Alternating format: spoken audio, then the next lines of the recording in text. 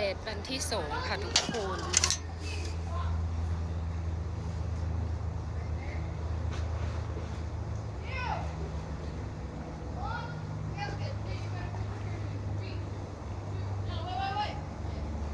อัปเดตวันที่2ร้อนมากแต่ก็โอเค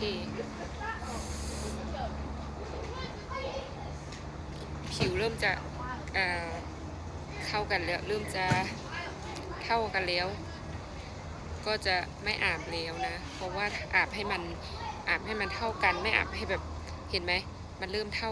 เทียมกันหมดเลยก่อนอาบอ่ะมันจะด่างมันจะแบบ